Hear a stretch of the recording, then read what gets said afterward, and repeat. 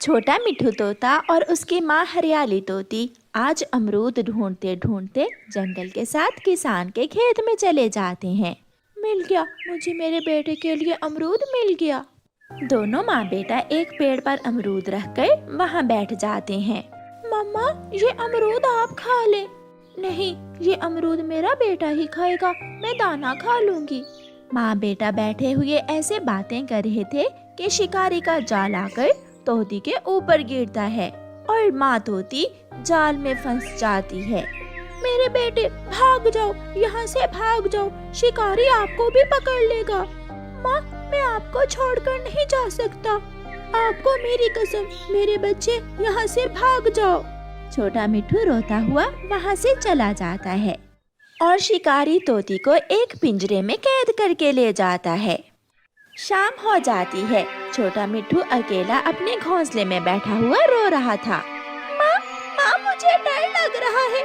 माँ, इससे तो अच्छा था वो शिकारी मुझे भी पकड़ कर ले जाता, मैं पिंजरे में आपके साथ तो रहता।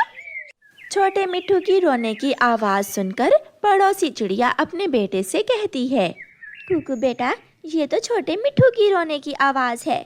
मम्मा, छोटा मिठू जरूर किसी मुसीबत में होगा, हमें उसकी मदद करना होगी। फिर माँ चिड़िया अपने घर से निकलती है। छोटे मिठू, तुम क्यों रो रहे हो और तुम्हारी माँ कहाँ है? माँ को शिकारी ने पकड़ लिया, मेरी माँ मुझे ला दे, मुझे ला दे। ये सुनकर चिड़िया भी रोने लग जाती है। ये इंसान भी बहुत जालिम है, कुछ पैसों के लिए हम पक्षियों को पिंजरों में कैद कर लेता है। आप मेरे साथ मेरे घर चलें। बेटा, यहाँ अकेले रहना आपके लिए बहुत मुश्किल होगा। फिर चिड़िया छोटे मिठू को अपने साथ अपने घर ले जाती है। बेटा, दाना खा लो। नहीं, मैं माँ के बिना कुछ नहीं खाऊंगा, मुझे माँ के पास जाना है। मिठू को रोता हुआ देखकर कुकू भी रोने लग जाता है। मिठू दोस्त, चुप कर जाओ, हम कल सुबह आपकी मम्मा को शिकारी से आजाद करवा कर ले आएंगे। कुकू की बात सुनकर छोटा मिठू खुश हो जाता है। आप मेरी मदद करोगे ना? हाँ बेटा, मैं और कुकू आपकी जरूर मदद करेंगे।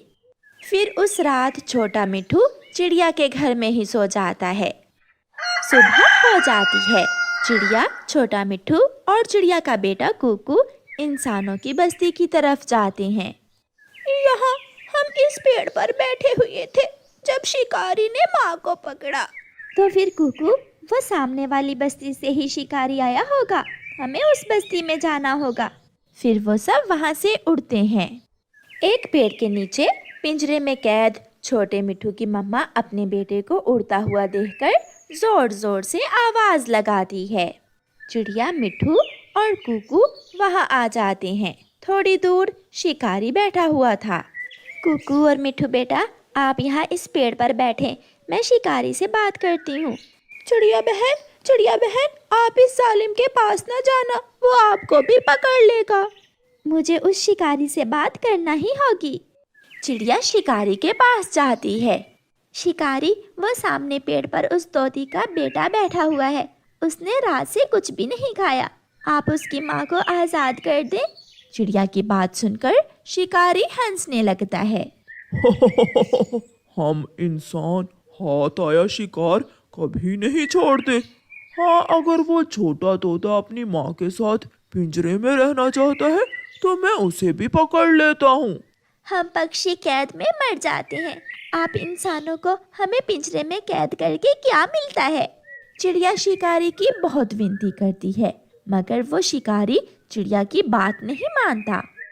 चिड़िया रोती हुई कुकू और छोटे मिठू को साथ लेकर वापस घर चली जाती है। आंटी, क्या अब मेरी मम्मा हमेशा पिंजरे में ही कैद रहेंगी? बेटा, आप चिंता ना करें, मैं कल फिर से जाऊंगी, मगर कल मैं आपको साथ नहीं लेकर जाऊंगी। वो शिकारी तो आपको भी पिंजरे में कैद करने का सोच रहा था। दूसरे दिन छोटी चिड़िया उड़ती हुई फिर से इंसानों की बस्ती में जाती है। चिड़िया किसान की पत्नी के पास जाती है। माँ जी, शिकारी ने तोती को पिंजरे में कैद कर लिया है, उसका छोटा सा बच्चा मर जाएगा, आप शिकारी से कहें कि तोती को आज़ाद कर दे।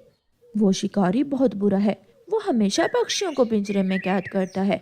चिड़िया, तुम राजा जी के पास जाओ और राजा जी से उस शिकारी की शिकायत लगाओ। माँ जी, क्या राजा मेरे जैसी छोटी चिड़िया की बात सुन लेगा? चिड़िया, राजा बहुत दयालु है, वो बहुत अच्छा राजा है, मुझे विश्वास है वो तुम्हारी मदद जरूर करेगा। समय जाया किए बिना चिड़िया वहाँ से उड़ती है और राजा के महल के बाहर एक पेड़ पर जाकर बैठ जाती है। चिड़िया सोच रही थी कि वो कैसे महल के अंदर जाए। फिर चिड़िया को महल की छत के ऊपर से किसी छोटे से बच्चे के रोने की आवाज आती है। चिड़िया उड़ती है और महल की छत की तरफ जाती है। चुप कर जाओ मेरे मुन्ने, चुप कर जाओ, देखो ये खिलौने देखो, ये घोड़ा देखो, चुप कर जाओ, चुप कर जाओ। राजा और रानी का बेटा रो रहा था, वो किसी भी तरह चुप नहीं हो रहा था। चिड़िया उड़ती है और राजा और रानी के पास जाकर बैठ जाती है। राजा और रानी, अगर मैं लोरी सुनाऊं तो आपका बेटा चुप कर जाएगा। चिड़िया, अगर तुम मेरे बेटे को चुप करवा दो तो मैं तुम्हें ढेर सारा दाना दूंगी।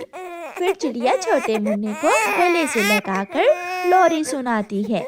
सो जा सो जा, सो जा सो जा, राज दुलारे सो जा, चांद से परियां आए अपने पंख फैलाएंगी। सो जा छोटे राजा, सो जा सो जा सो जा।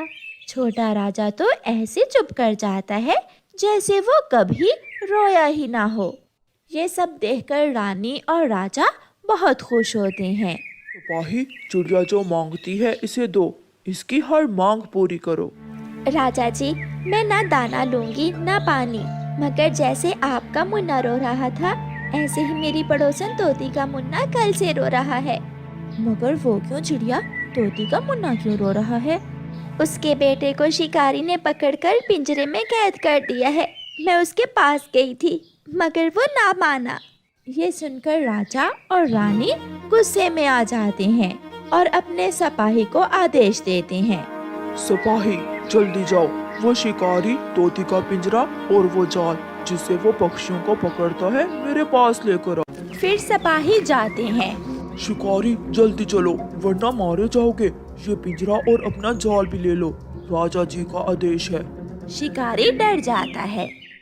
हरियाली तोती पिंजरे में से चिड़िया को देखकर चिड़िया से पूछती है। चिड़िया, मेरा बेटा, मेरा मिट्ठू ठीक तो है? हाँ हरियाली, मैं आपको लेने आई हूँ।